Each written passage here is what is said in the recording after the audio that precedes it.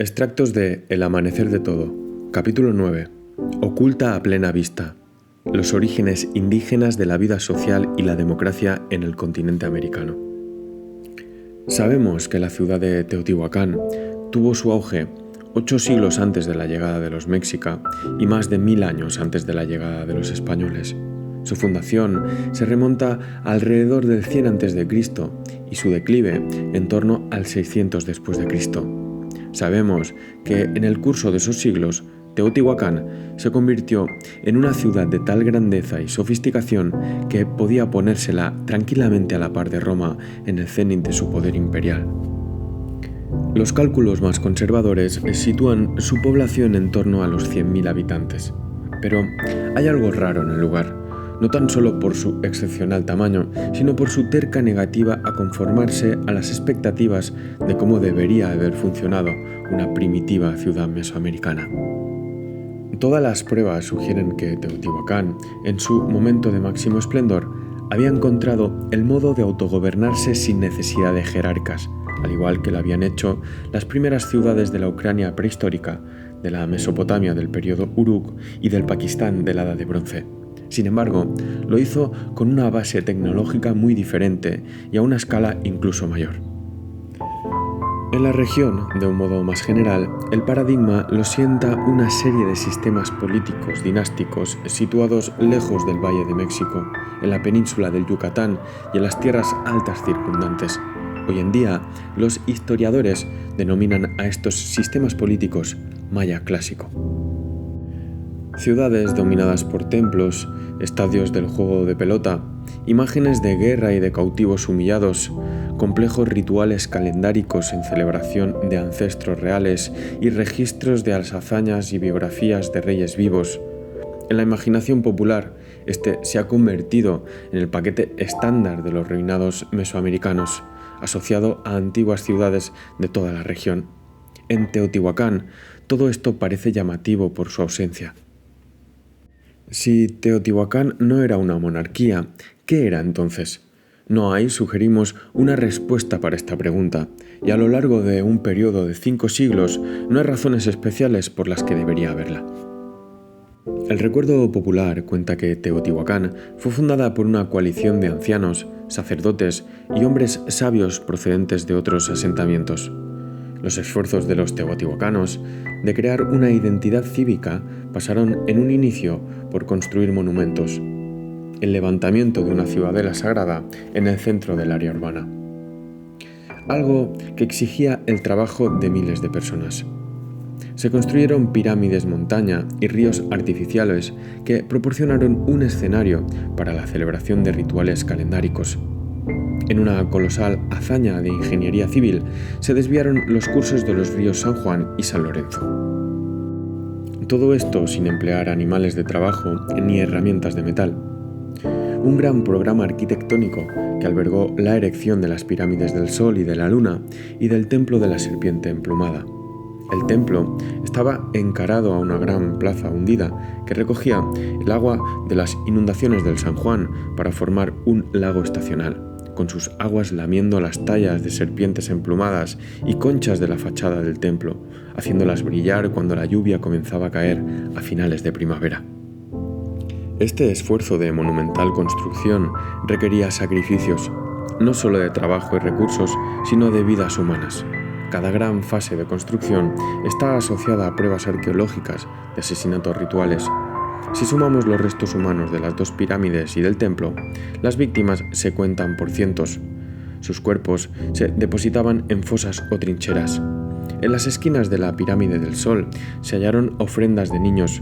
Bajo la pirámide de la Luna, cautivos extranjeros, algunos decapitados y otros mutilados. En los cimientos del templo de la serpiente emplumada yacen los cadáveres de varones guerreros ejecutados con las manos atadas a la espalda. Entre los cuerpos se hallaron cuchillos y puntas de lanza de obsidiana, bisutería de conchas y diorita y collares hechos de dientes y maxilares humanos. Algunos, tras analizarlos, resultó que eran astutas réplicas en concha. Uno esperaría que a estas alturas, alrededor del 200 después de Cristo, el destino de Teotihuacán fuera ineludible. unirse a las filas de las clásicas civilizaciones mesoamericanas, con fuertes tradiciones de aristocracia guerrera y ciudades-estado gobernadas por nobleza hereditaria. Sin embargo, las pruebas nos cuentan una historia diferente. En lugar de construir palacios y barrios de élite, los ciudadanos se embarcaron en un notable proyecto de renovación urbana que proporcionó apartamentos de alta calidad para casi toda la población urbana, sin importar la posición económica ni el estatus. Alrededor del 300 después de Cristo, el templo de la serpiente emplumada fue profanado y sus almacenes de ofrendas saqueados. En este momento, toda construcción en las pirámides cesó permanentemente. En lugar de ello, lo que vemos es un extraordinario flujo de recursos urbanos hacia la construcción de excelentes alojamientos.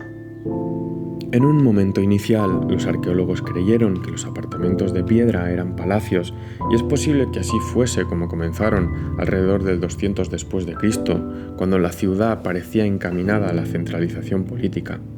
Pero después del 300 después de Cristo, su construcción continuó hasta que la mayor parte de los aproximadamente 10.000 residentes de la ciudad vivía, de facto, en condiciones palaciegas, o al menos muy confortables. Más que eso, muchos ciudadanos disfrutaban de un nivel de vida rara vez logrado a lo largo y ancho de cualquier periodo de la historia urbana, incluido el nuestro. Teotihuacán había cambiado, en efecto, su rumbo, alejándose de la monarquía y la aristocracia. Tierras y recursos parecen haberse asignado a grupos familiares que se convirtieron en vecinos. En esta ciudad multiétnica, cada grupo corresidencial de entre 60 y 100 personas habría disfrutado de dos tipos de vida comunal. Una de ellas se basaba en el parentesco, con lazos familiares que se extendían mucho más allá del bloque de apartamentos y a menudo más allá de la ciudad. Lazos que podían tener implicaciones problemáticas, como veremos. La otra estaba basada de un modo más estricto en la corresidencia en apartamentos y vecindarios, a menudo reforzada por especializaciones en artesanías.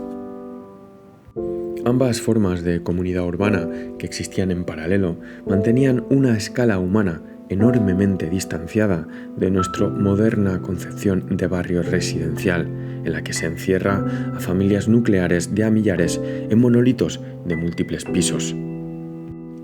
¿Qué mantenía unida a esta nueva Teotihuacán si no se trataba de una élite hereditaria ni ningún otro tipo de clase gobernante?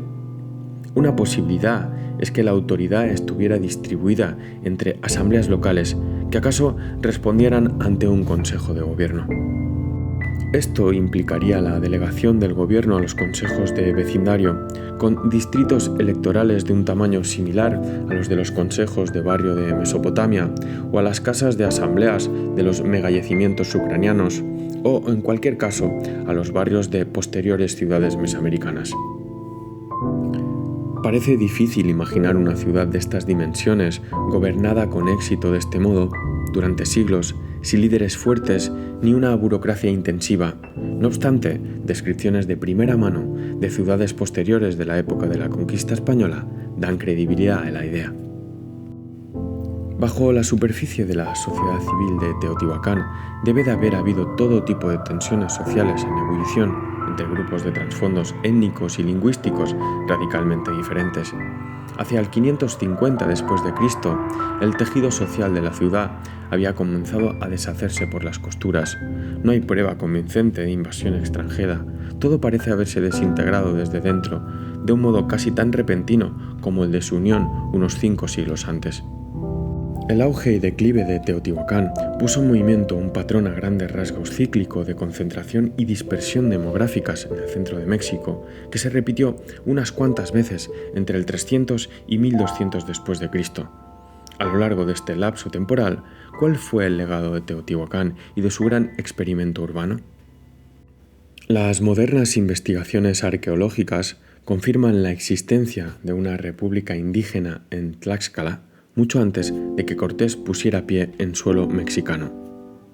Posteriores fuentes escritas dejan escasas dudas con respecto a sus credenciales democráticas. Los contrastes con otras ciudades mesoamericanas conocidas de la época son bastante llamativos.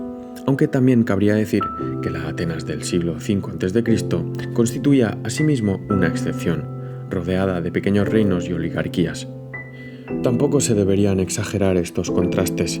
Las tradiciones políticas de Tlaxcala no son una anomalía, sino que se asientan en una profunda corriente de desarrollo urbano que se puede remontar a los experimentos de bienestar social llevados a cabo 1000 años antes en Teotihuacán. Tlaxcala era en parte su legado.